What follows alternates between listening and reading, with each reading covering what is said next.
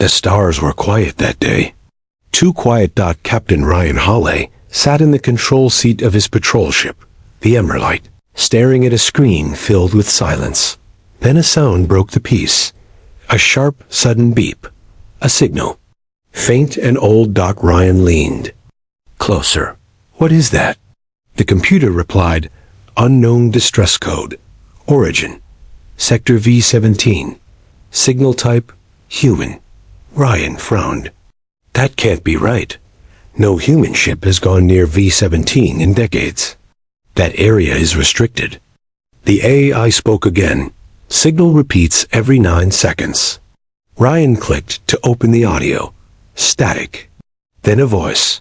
Female. Calm. Help. This is Navigator Salira. Ship disabled. Life signs? 1. Please respond. Ryan's heart jumped. Salira?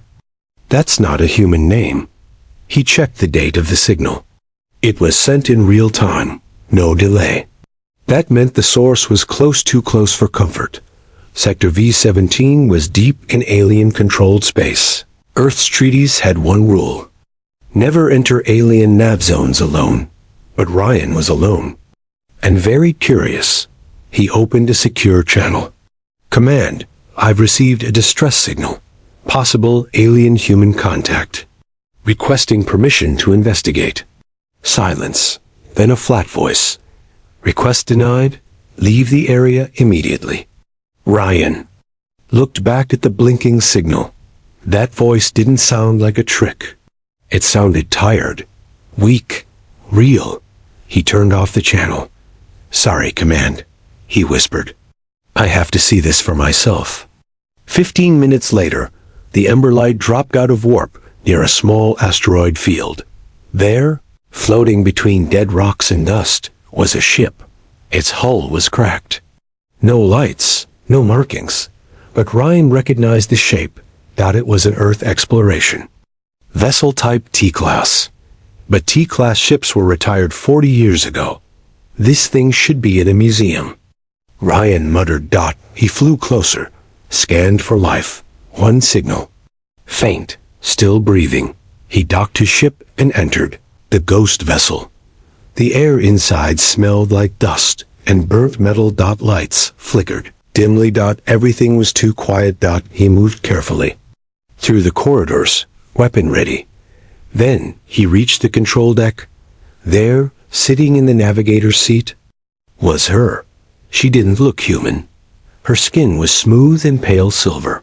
Her eyes were bright violet. She wore a suit half torn, half glowing. She turned her head slowly toward him and smiled gently.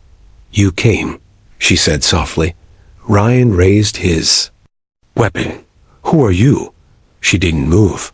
I am Salira, navigator of this ship. You heard my call. You're not human. No, she said. But once I worked with them. Long ago. Ryan lowered the weapon, confused. That's not possible. This ship is human-made. But your species, she interrupted. We used to work together. Then your people stopped. They got scared. Ryan narrowed his eyes. Why are you here? What happened to your crew? They left. I stayed. She looked down. I needed to wait for someone who would listen. Listen to what? Salira looked out the window at the stars. Something is coming. Something worse than war. Ryan didn't speak. She looked at him. Again. May I come with you? He hesitated. Everything about this was wrong. A ghost ship. A forgotten vessel.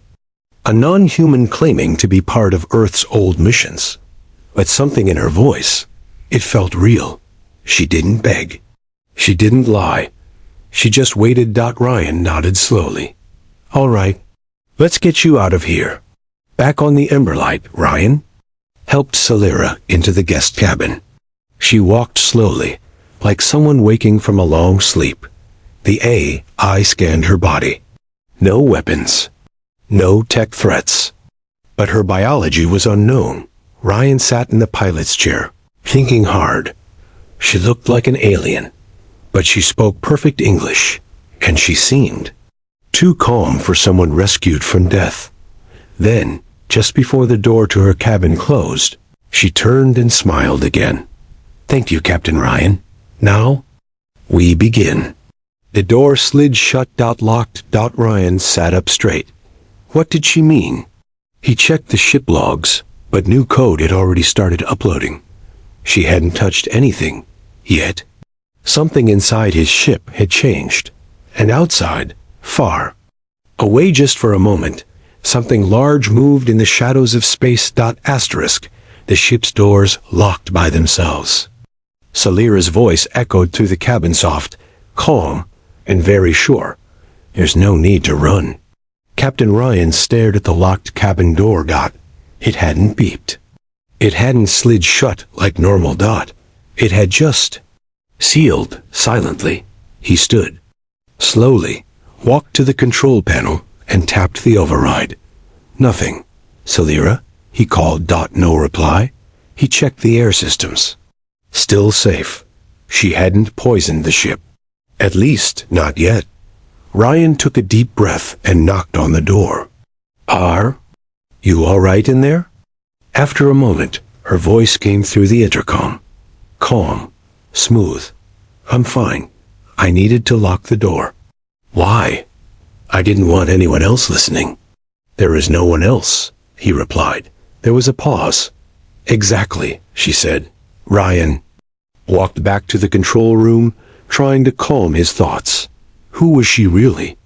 She claimed to be a navigator from Earth's old missions, but there were no records of her. No logs, no files, and yet, she knew things. When he asked about the old star routes, she answered faster than the computer. When he asked how long she'd been on that ship, she said, "Long enough to watch stars die." That wasn't normal. That wasn't human. Hours passed. Ryan kept checking the systems. Something was off. The ship's AI showed slight code changes, commands, written in a language he didn't recognize.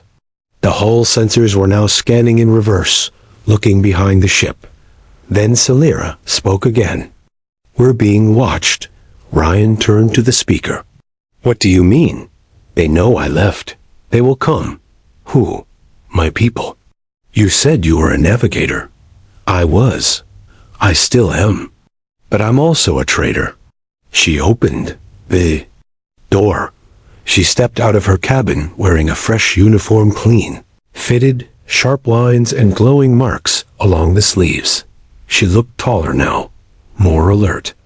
Eyes brighter. Ryan stood up. "You could have told me the truth."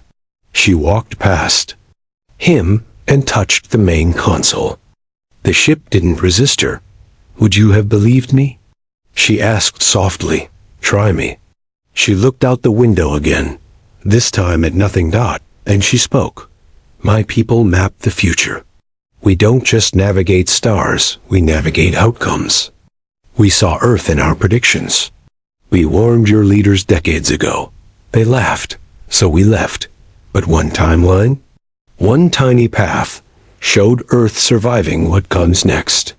And I'm part of that path." Ryan asked. "You are the first thread."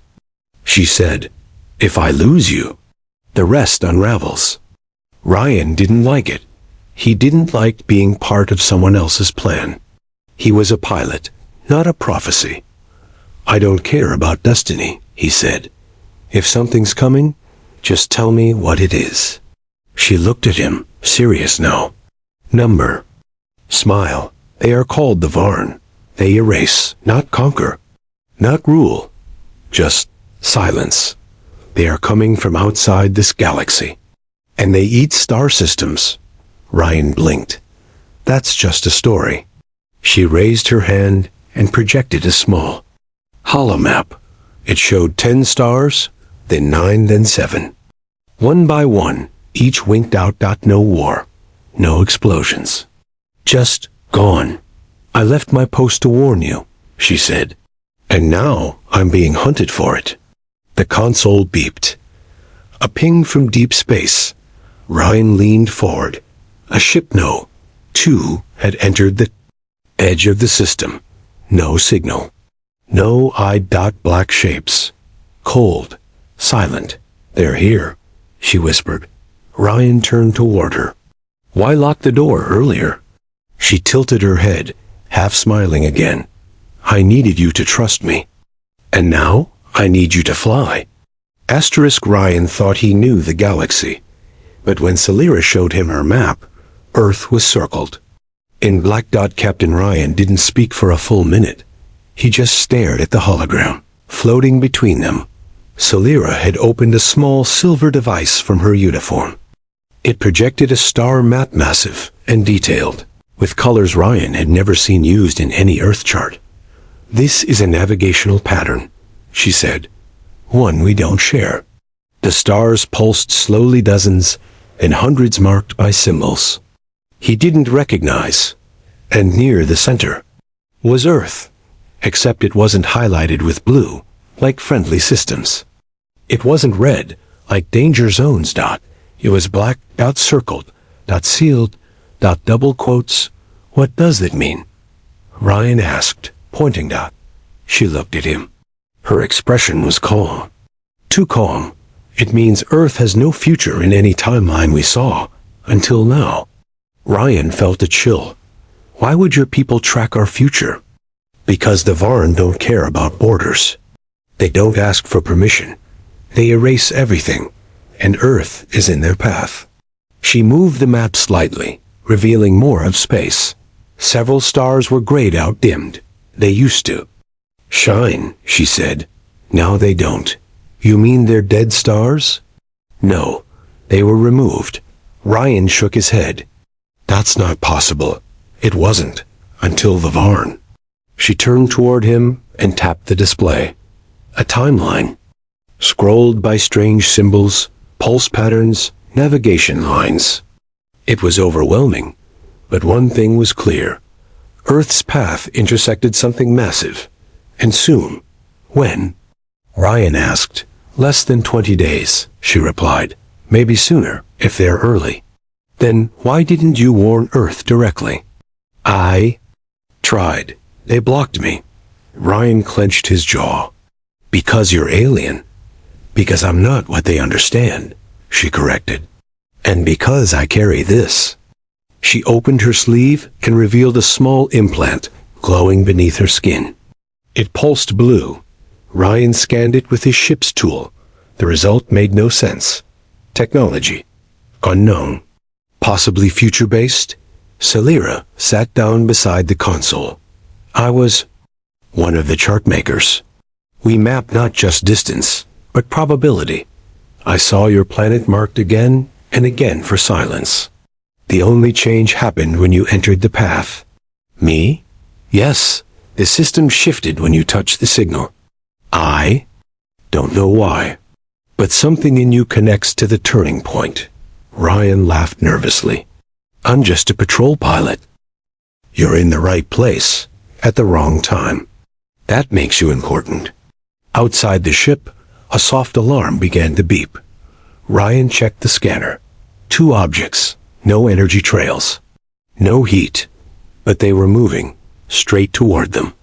"They're close," he muttered. "Then we must leave," Celira said. "Now." "Where?" She pointed to a part of the star map Ryan had never seen before, off the edge of known space. "That's a death zone," Ryan said. "No one comes back from there." "No one with old maps," she replied, as he powered up the ship. Celira walked to the front window. She placed her hand against the glass. "You're not just flying a ship now," she said softly. "You're steering a future that doesn't want to be saved." Ryan glanced at her.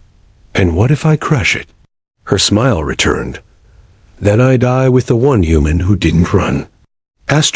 He reached for the door, but it shut before his hand touched it. Locked. Again.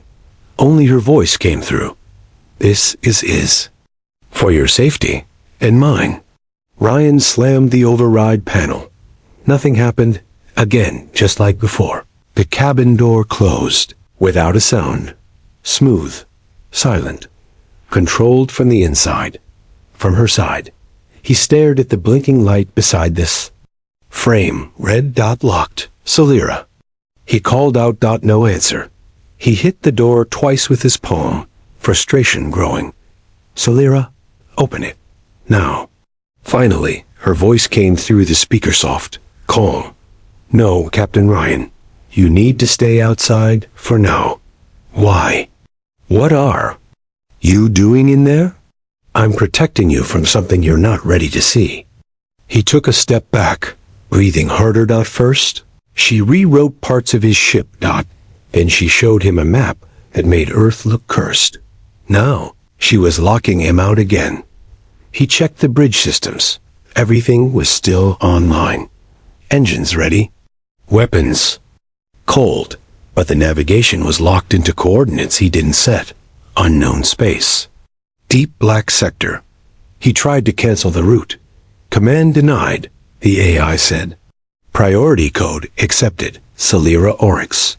Ryan blinked. She had full control. He stared at the door for a long time, then finally said, If this is how you treat someone trying to help you, maybe I should have left you behind. A long pause. Then the speaker cracked again. I didn't ask for your help, she said softly. I waited for your choice. He sat down on the cold floor beside the sealed door. If you think I'm not ready, then show me. Don't hide behind a door. There was silence. Then the light blinked from red to green. The door slid open. Inside, the cabin was dark lit, only by soft blue light from the ceiling. Solira stood at the far wall, her back to him. She was no longer wearing the uniform she had earlier. Now she wore something older. Worn, armor, but light. Smooth silver fabric with faint glowing veins along the spine. As Ryan stepped closer, he saw markings on her skin, not tattoos, but living ink, shifting faintly like writing from another world. He stopped. I've never seen anything like this, he said. You weren't meant to, she replied. She turned to face him. Her violet eyes looked tired, older, not just in age, but in memory. I wasn't made to fly ships, she said quietly. I was made to guide futures. I only became a navigator so I could escape. Escape what? Ryan asked. She walked to a drawer and opened it. Inside was a small metal box. She pulled out a smooth orb, metallic, warm to the touch. She handed it to him.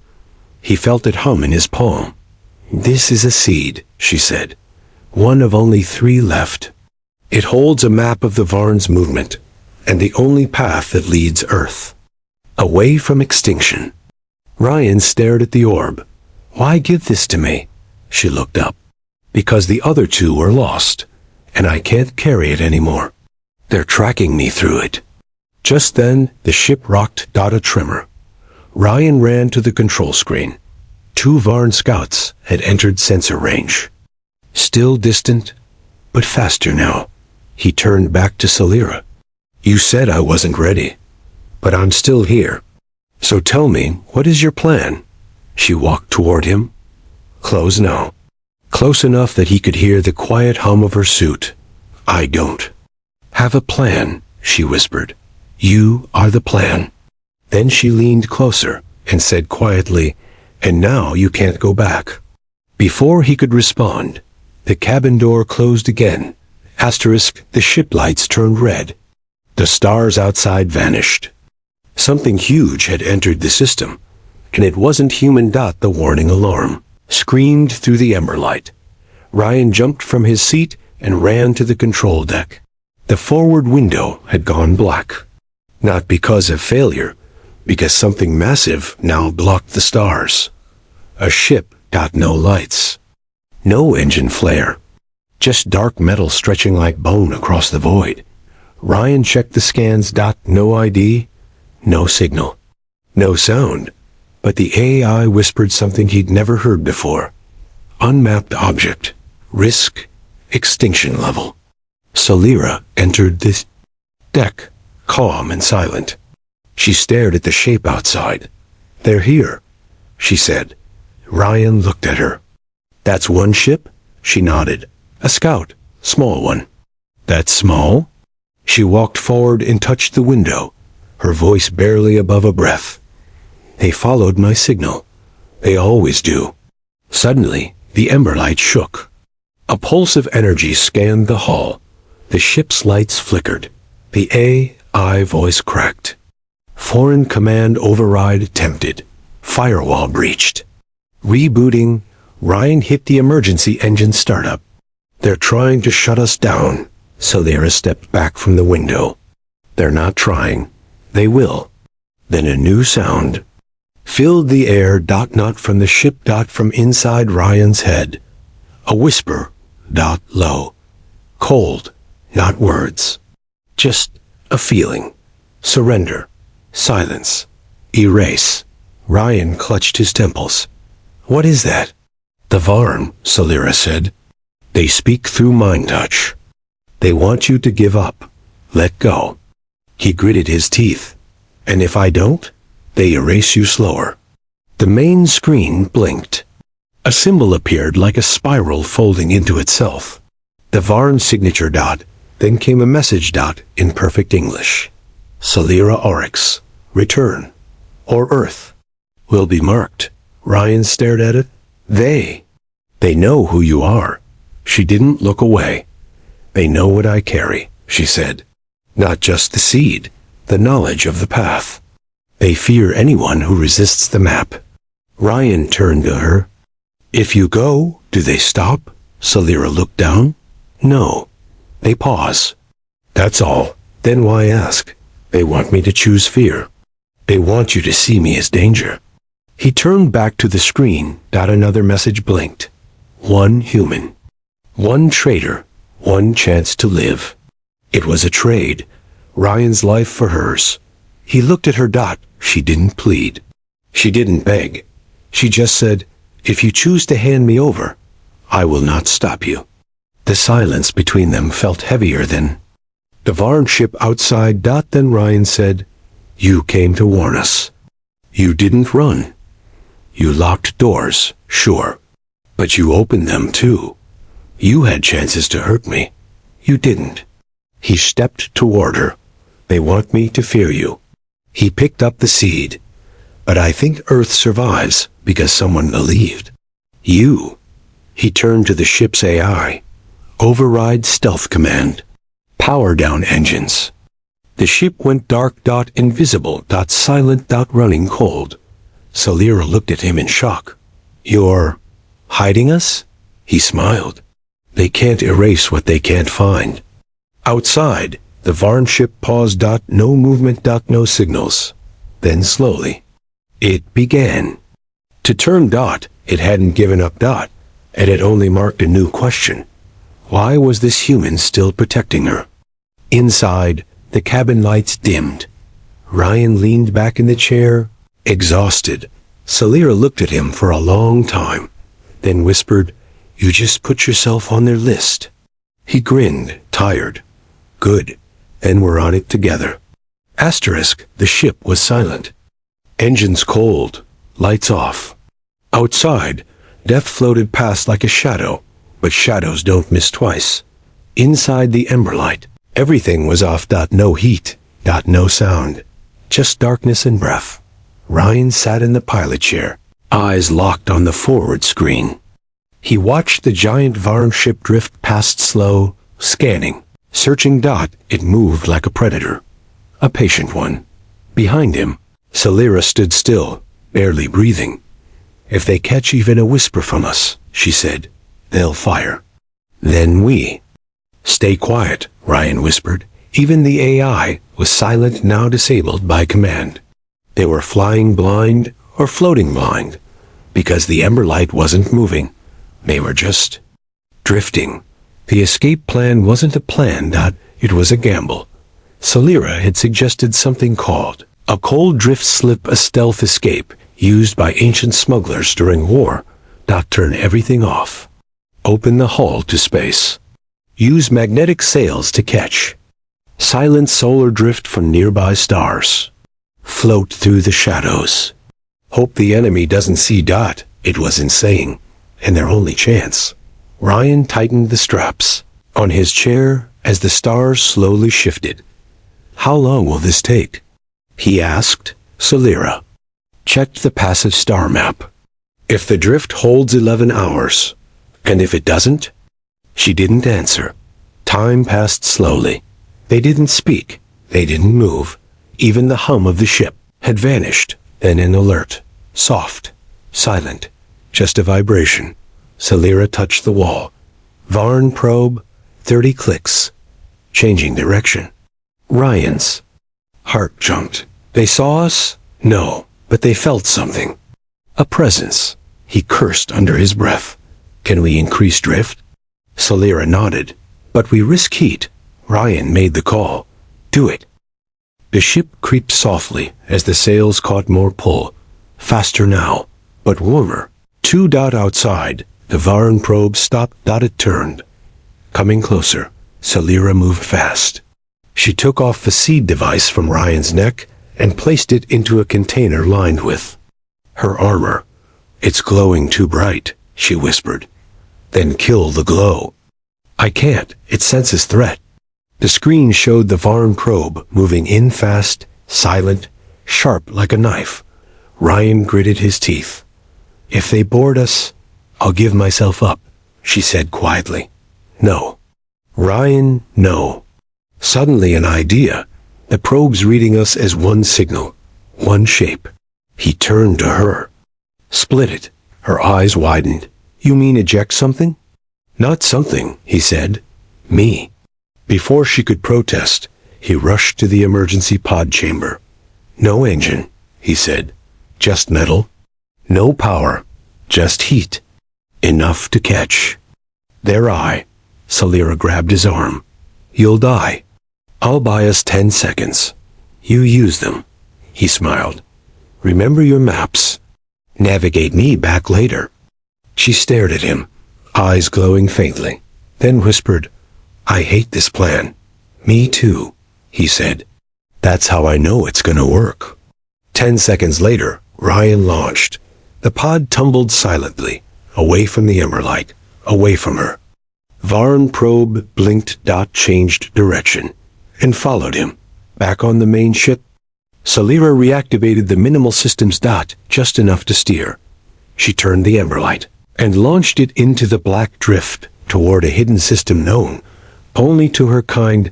Her hands didn't shake. But her eyes burned. In the pod, Ryan floated.